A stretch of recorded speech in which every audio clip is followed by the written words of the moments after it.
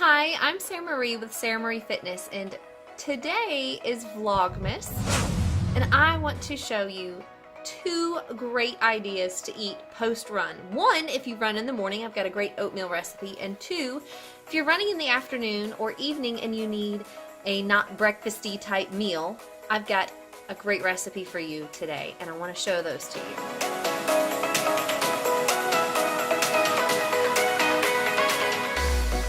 I like to use old-fashioned oatmeal, the long cooking oats, not the quick cooking oats. And you're going to need 1/4 cup of those, and you're going to fill that 1/4 cup again 4 more times to get almost a full cup of water. Pop it in the microwave, and I like to do it for 2 minutes. When it's finished, pull it out, but be careful because it's still a little warm.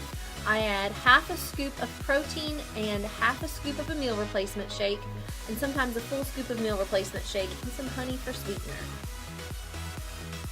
If you're going on a later run, you might want something more like salmon.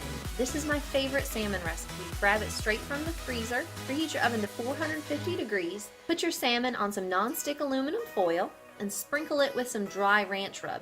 I usually doctor up the dry ranch rub with some paprika and chili powder. Pop it in the oven for about 20 minutes, and while it's heating up, you can do like a quinoa rice mix. This was some quinoa rice mix that I had left over from the other day, and I used that.